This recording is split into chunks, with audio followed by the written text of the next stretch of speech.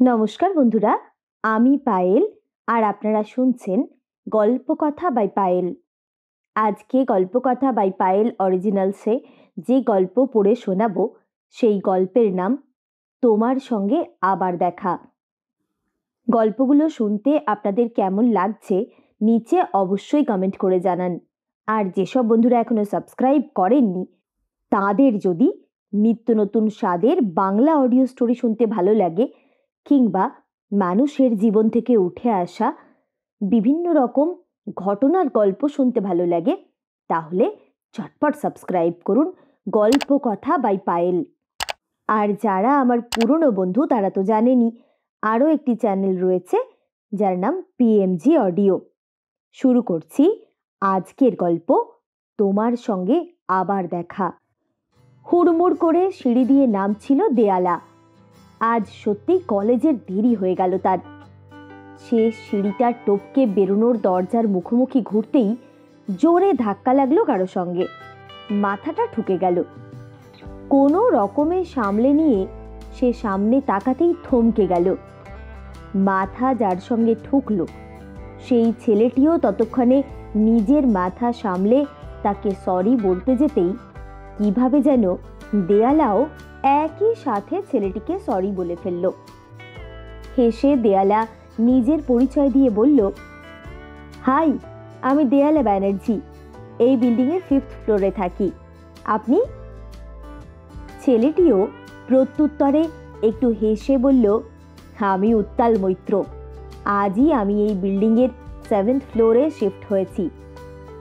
দেয়ালা বলল, nice to meet you, পরে কথা হবে আবার। পার্কিং থেকে নিজের গাড়িটা বের করে সে রওনা দিল। দেয়ালা একটা নামকরা কলেজের হিস্ট্রি প্রফেসর। সে কিছুদিন আগেই এই ফ্ল্যাটটা কিনে এখানে এসেছে। বাবা মা থাকেন জলপাইগুড়িতে, দেশের বাড়িতে। সেই কলেজে জয়েন করেছে বছর 2 হলো।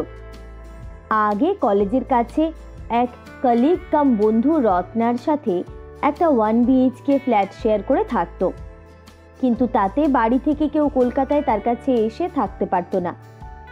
অগত্যা বাবার জোরাজুরিতে এবং কিছুটা বাবার হেল্প নিয়েই সেই ফ্ল্যাটটা কিনেছে বছরখানেক আগে। তার দেশের বাড়ির অবস্থা একটু বেশিই ভালো। সবাই অত্যন্ত উচ্চ প্রতিষ্ঠিত। বাবা এবং মা দুজনেই ডাক্তার। এছাড়াও কাকা জ্যাঠারাও সুপ্রতিষ্ঠিত নিজের নিজের ক্ষেত্রে, এবং তুতো ভাই বোনেরাও ভালো ভালো কাজকর্ম করে। কেউ কেউ বিদেশেও থাকে। জলপাইগুড়িতে তাদের জয়েন্ট ফ্যামিলি। সে নিজে বাবা মার একমাত্র মেয়ে এবং তার বিয়ে ঠিক হয়ে আছে প্রায় স্কুল লাইফ থেকে একলব্যর সাথে। একলব্য তার বন্ধু ও স্কুলের সিনিয়র এবং বাবার সবচেয়ে ঘনিষ্ঠ বন্ধু ডক্টর আদর্শ মুখার্জির ছেলে সে। বর্তমানে একলব্য বিদেশে গেছে তার ডাক্তারির একটি বিশেষ পাঠ সম্পূর্ণ করতে। মাস 6 বাদে সে ফিরলে তাদের দুজনের বিয়ে। ডেট পর্যন্ত ফাইনাল হয়ে আছে। মোটামুটি নিরাপদ, সুখী এবং নিশ্ছিদ্র জীবন তার। সবই ঠিকঠাক চলছিল দেয়ালার জীবনে, কিন্তু যেদিন থেকে সেই উত্তাল নামের ছেলেটিকে দেখেছে তার জীবন সত্যি উত্তাল হয়ে উঠেছে। কিছুতেই সে ছেলেটির চিন্তা মাথা থেকে সরাতে পারছে না। তার অস্থির অস্থির লাগছে। কিছুতেই মন দিতে পারছে না কোনো কাজে। হ্যাঁ, ছেলেটিকে বাড়াবাড়ি রকমের হ্যান্ডসাম দেখতে বটে, এত ভালো দেখতে ছেলে খুব কমই দেখা যায়। বিশেষ করে তার অদ্ভুত নেশা ধরানো বাদামি চোখ দুটো ভীষণ আকর্ষণীয়। কিন্তু দেয়ালার অস্থিরতার কারণ সেটা নয়। এরই মধ্যে ছেলেটার সাথে তার আরো কয়েকবার দেখা হয়েছে, কথা হয়েছে। দেয়ালা সে রাতে ঘুমোতে পারেনি। চোখ বন্ধ করলেই অদ্ভুত সব ঝাপসা ছবির মতো কি সব দৃশ্য তার চোখের সামনে ঘুরে বেড়ায় আর মাথাটা দপদপ করতে থাকে। প্রতিবারই ভাবে উত্তালকে দেখতে পেলে এড়িয়ে যাবে, কিন্তু কি যেন এক অমোঘ আকর্ষণ তাকে ওর দিকে টেনে নিয়ে যায়। এ ব্যাপারে সে অনেকবার ভেবেছে একলব্যর সাথে কথা বলে, কিন্তু সে দূরে আছে। যদি তাকে ভুল বোঝে। একলব্য তার ব্যাপারে ভীষণ সেন্সিটিভ। সে কোনো কিছু নিয়ে টেনশনে আছে শুনলে হয়তো কোর্স শেষ না করেই চলে এলো। তাছাড়াও যতক্ষণ পর্যন্ত সে নিজে বুঝতে না পারছে যে কি হচ্ছে তার সাথে, অন্য কাউকে বলবেই বা কি করে। এইভাবে চলতে চলতে সে একদিন উত্তালকেই জিজ্ঞেস করলো, আচ্ছা, তোমার সাথে কি আমার এর আগে কখনো দেখা হয়েছিল? উত্তাল একটু হাসে, তারপর বলে, আমি যদি বলি হয়েছিল, তুমি জানতে চাইবে কোথায়? সে উত্তরও আমি বলতে পারি, কিন্তু আমার সে কথা তুমি এখন বুঝতে পারবে না। তুমি নিজে আর একটু চেষ্টা করে দেখো মনে পড়ে কিনা। আর যদি মনে না পড়ে, তাহলে আমি তোমাকে মনে করানোর চেষ্টা করব। দেয়ালা অস্থির হয়ে বলে, কি হেয়ালি করছো? আমার ভালো লাগছে না, বলো না প্লিজ। আমার সবসময় কেন জানি না মনে হয় আমি তোমাকে অনেক আগে থেকেই চিনি। উত্তাল আবারও হাসে, বলে, বেশ, বলবো, তবে আজ নয়। ঠিক 2 দিন পরে আমার জন্মদিন। সেদিন আমার ফ্ল্যাটে সন্ধেবেলা তোমার নিমন্ত্রণ। সেদিন বলবো তোমায়। মাঝের এই অপেক্ষার 2 দিন কিভাবে যে কাটিয়েছে সে একমাত্র দেয়ালাই জানে। উত্তালের জন্মদিনের দিন সন্ধেবেলা কি মনে করে জানি না, ভারী সুন্দর করে সাজলো সে। লাল কালো শাড়ি আর গাঢ় কাজলে তাকে দেখাচ্ছিল বড্ড মোহময়ী। 7th ফ্লোরে গিয়ে সে বেল বাজালো ফ্ল্যাটের। উত্তাল দরজা খুলে দিল, বলল, এসো, খুব সুন্দর দেখাচ্ছে তোমাকে আজ। কেক কাটার পর উত্তাল বলল, ক্যান উই ডান্স? কি যে একটা অদ্ভুত মিউজিক বাজছে, দেয়ালা জানে না, বড্ড চেনা সুর, ঝিম ধরানো। সে কেমন একটা ঘোরের মধ্যে উঠে এলো। এসে উত্তালের সাথে নাচতে শুরু করতেই মনে হলো, এই মানুষটা, এই ফ্ল্যাটের ডেকোরেশন, এই সব কিছু তার খুব চেনা, খুব কাছের।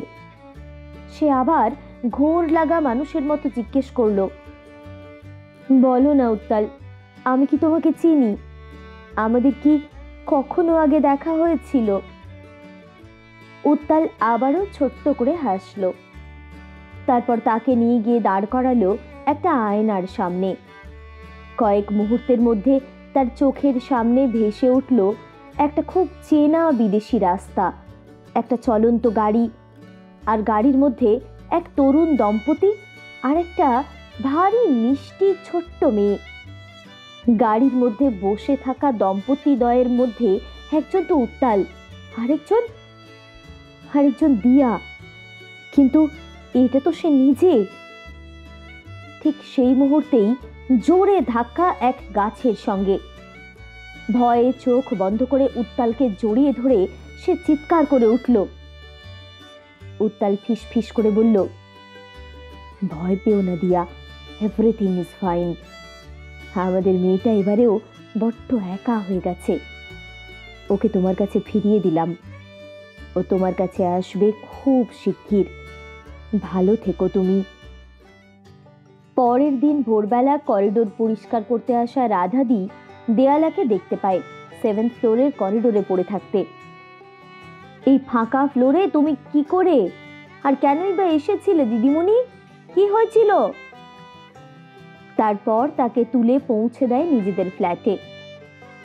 পরের দিন সন্ধেবেলা একলব্য ভিডিও কল করেছিল তাকে।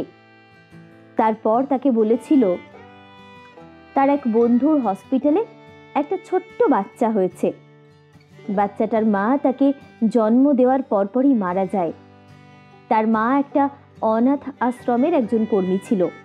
তিনকুলে আর কেউ নেই। একলব্য আবদার করে বলে, আমার বন্ধু অরুণ, তুমি তো চেনো, ওর হসপিটালে একটা ছোট্ট বাচ্চা হয়েছে। বাচ্চাটার মা নাকি তাকে জন্ম দেওয়ার পরপরই মারা যায়। তার মা একটা অনাথ আশ্রমের একজন কর্মী ছিল। তিনকুলে আর কেউ নেই। ভারী মিষ্টি বাচ্চা মেয়েটা। ও পাঠিয়েছিল ছবি। ছবি দেখে আমার বড্ড মায়া পড়ে গেছে। তোমার যদি আপত্তি না থাকে, আমরা কি বিয়ের পরে মেয়েটিকে দত্তক নিতে পারি? আমি তোমায় ফটো পাঠাচ্ছি, দেখবে একবার। তুমি চোখ ফেরাতেই পারবে না দেখে। কোনো রকমে চোখের জল সামলে নিয়ে দেয়ালা বলে, না, আমার কোনো আপত্তি নেই। হাসি মুখে কলটা কেটে একলব্য ছবি পাঠায়। সত্যি, হে তো দিয়া আর উত্তালের ছোট্ট দিতি। উত্তালের মুখটা বসানো, চোখ দিয়ে জল গড়িয়ে পড়ে এ জন্মের দেয়ালার। উত্তাল এ জন্মে তার জীবনে কোথাও রইল না, শুধু হাতের মুঠোয় ধরা ছোট্ট একটা চিরকুট। তোমার সঙ্গে আবার দেখা, সেই গত জন্মের পরে। স্মৃতির থাকে ধুলো জমেছে, তবুও মন কেমন করে।